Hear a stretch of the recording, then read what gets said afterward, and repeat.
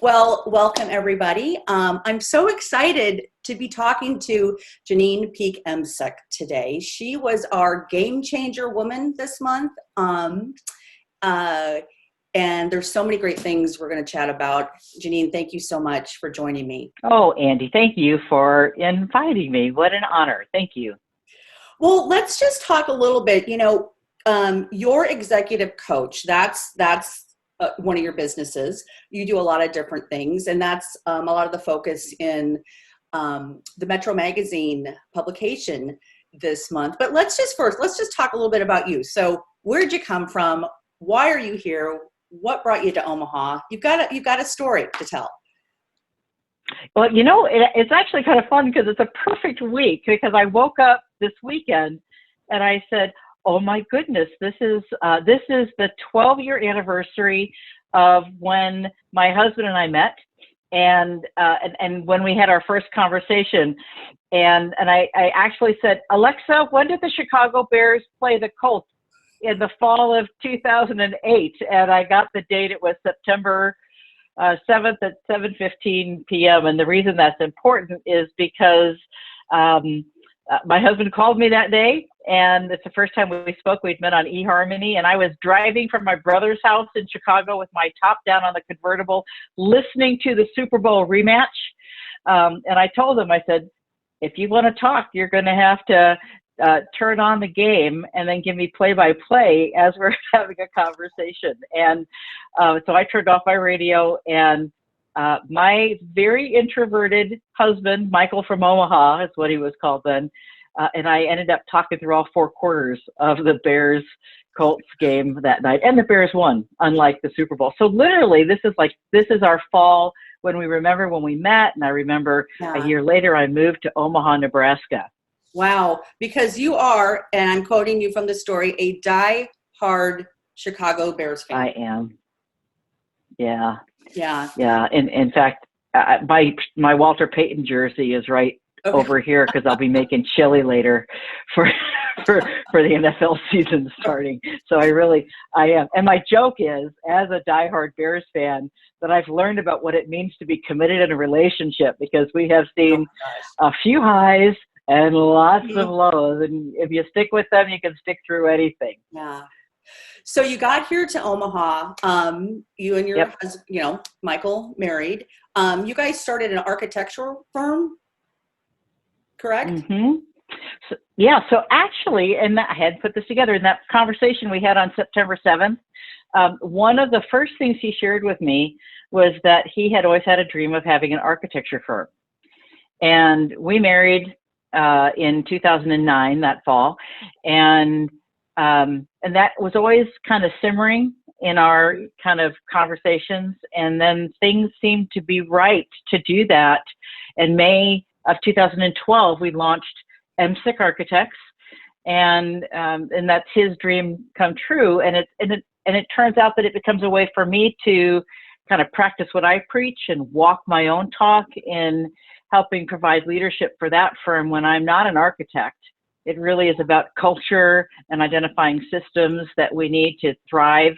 And it's been kind of fun. We set it up kind of like my firm, where it's been digital, it's been virtual from the beginning. We have 10 team members that have been all over the country and clients that are all over the country, which kind of teed us up to be well positioned when COVID hit, because we didn't have to change a lot of our processes to go digital at the time. Yeah.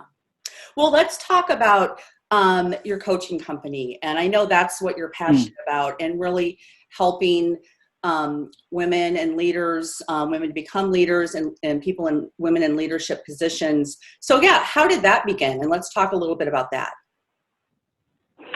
So, so my undergraduate is in theater, and I worked in human resources as a recruiter for a little bit. It was like matchmaking. It felt like it was casting a play. And I really wanted to get into organizational development. And then I began to pursue that in education.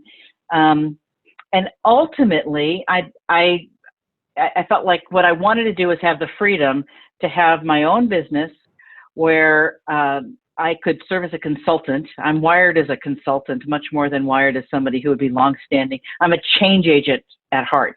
And so to be a consultant, and that gave me the freedom, the resources, the flexibility to do some of the global service work that's really important to me. And so it was really interesting. Gosh, right on the heels of launching the business, for the first few years I was in grad school, and then I moved and was full-time on my own. And I was given opportunities to teach in Burma and the Philippines, and then later to go to the Congo. And I don't know that I would have been able to have those opportunities had I not launched my own firm. Right. And so that just was a trajectory setter for me. Yeah. So let's talk. So just what is your executive coach? I mean, what is it? So yourexecutivecoach.com is a coaching and consulting firm, and we help executives and executive teams navigate hard places. So when they're feeling stuck and when they've tried to work through things on their own and it hasn't worked, and they need a fresh lens to come in and help provide clarity. One of my clients described it as, like, everybody knows there's a pink elephant in the room, but if you sat us down at a table and asked all of us to draw that pink elephant, it would look different for everybody.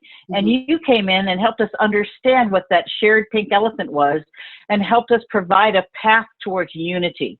And that is kind of the nature of what I do, either with an individual executive or with an executive team where they're feeling stuck.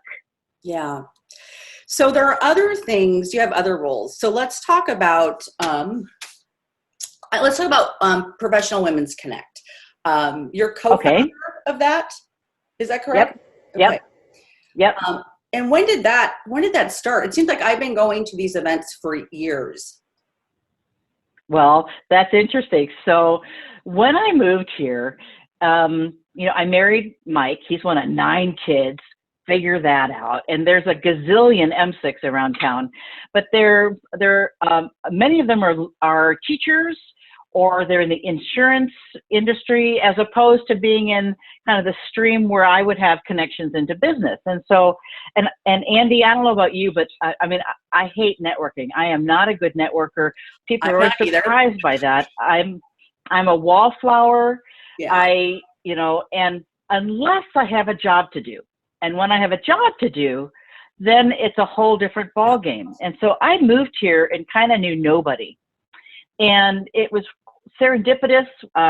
We met a gal at a golf outing who was there because somebody couldn't make it, and she was a master networker and invited me to meet some other people, and I could just go for 10 minutes, and I met somebody there who thought, I said, and I'm supposed to say thank you to these people.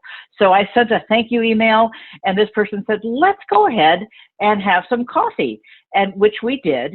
And then I met someone else, and through these kind of just one-off conversations, I met Dr. Tammy Murr, who at the time was the director of College of St. Mary's Masters of Organizational Leadership, and then a woman named Diane Stewart. She's now with the First National Bank Foundation, and they had a shared interest of finding a way to create intersections for women to get connected in Omaha. And I thought, well, I'm good at making things happen. I have zero network. And so the 3 of us met. I introduced Diane and Tammy, and we said, what if? And so Diane and Tammy sent an event invitation out to their mailing list, because I knew nobody, and I served as the MC, and we got like 100 women to come to our first event. And we've done it as a service from the beginning, and it's something where no one is making any money off of it, but it's creating this opportunity for intersections. So then another serendipitous relationship, I met a woman named Sella Quinn, who is kind of the founder of Women's Networking in Omaha. Yes. And I interviewed Sella. Sella didn't want to do a presentation. She said, what if we did an interview? And I had been thinking, gosh, I'd love to interview some of these women. I'm a sociologist by training. I love doing interviews. And so Sella then opened her network up to me, and many of the women from that network have been featured as our guests. Yeah. So for nearly a decade, so you're right, for nearly a decade, we have been offering these live events 2 times a year, featuring one of our premier executives from Omaha, Nebraska, featuring her story. And we consistently attract about 100 women from the C-suite to the front line across industries. It's just been wonderful. So I want to ask you, what are some of the women that you interviewed? Okay. So Barb Schaefer was one of the early folks from Union Pacific, the mayor, right? As she was elected at the time. And it was hard to get time with her. And that one was really fun because I called her local library from her hometown and got a bunch of research and pictures from her yearbook, kind of surprised her. That was fun. Stella Quinn, Karen Gracke from Borsheim, Joan Squires from Omaha Performing Arts. We just did Christy Johnson, who is our FBI special agent in charge of our office here, just for a little bit longer. And she actually was supposed to be live and was canceled as a result of COVID. Yeah. The FBI wasn't allowed to gather in groups first, and then the Scott Center canceled events. And that provided us an opportunity. Once I got over the disappointment of having lots of things canceled this past March. It's interesting, Andy, you probably have sensed this. Those of us who are in the business of inspiring others and helping others navigate change, well, we go through those same human responses to things as everyone else. And so I was feeling stuck. Anyway, and we had the opportunity to take Christy online. Yeah. So that'll bring me to my next question. We've got just a minute 2 left, but you really had to pivot. You had to kind of look at what else is possible with this. And you did go online, and didn't that bring in like a lot more women? It's actually kind of amazing. So the first thing that we did, I thought, gosh, I wonder if after a couple of weeks, I wonder if these women would still like to get together, and began reaching out to the mailing list. And then I thought, well, shoot, why don't I use my whole mailing list? And maybe there are other women that would benefit from this. And in 36 to 48 hours, we had 275 registrations. Wow. Yeah. I mean, it was, and this is not a space that I have existed in. And so it was absolutely fascinating. And then that has transformed into monthly webinars that we're offering. And so once a quarter, we offer Professional Women Connect Global is what we're calling it now, because we have had women attend from all across the globe. Then we do a summit of some sort, and QLI has been partnering with us on that with Pat Kearns, the CEO, and then Dr. Jeff Snell. So we get into brain science, and then a Clarity in Crisis webinar that features an executive talking about leadership in crisis. And so it's actually transformed my business as a result of Professional Women Connect and going online with that during COVID. Yeah, I just love it. Was looking at your website today. There's so much information there, so people can connect with you and kind of get plugged into these different areas at yourexecutivecoach.com. And there's a webpage, yourexecutivecoach.com/monthly-webinars that just lists these webinars that you can sign up for. And so we try to keep that updated so that you can see what's coming and what you'd like to register for. Yeah, I just think it's amazing because I get your emails, and I've seen kind of what's transpired over, I mean, what are we, 6 months now? Yes. COVID-19, but really seeing a lot of engagement from you and everything you're doing. And first of all, I mean, congratulations. You know, something. Oh, thank you. Something challenging happens, and you just need to really look at what else is possible versus, oh my gosh, you know. So I'm excited for you, and I'm excited for the women that are connecting with you through these different avenues, including me. I love tuning in. So, well, our time is up. That went by really fast. So, well, again, wanting everybody to connect with you through yourexecutivecoach.com, and then /monthly to find out the monthly meetings. Monthly okay. webinars. Okay. And if I can say one thing, Absolutely. Andy, you have spoken at our events for Professional Women Connect. And I remember when you caught your passion for philanthropy and telling powerful stories about people making a difference through philanthropy in our community. And you have a similar story, because how I have seen your publications grow, all of this. So congratulations to you for exactly the same kind of story, but in a different genre. So well done. Thank you so much. What a joy having this conversation with you today, Janyne. So I will see you soon.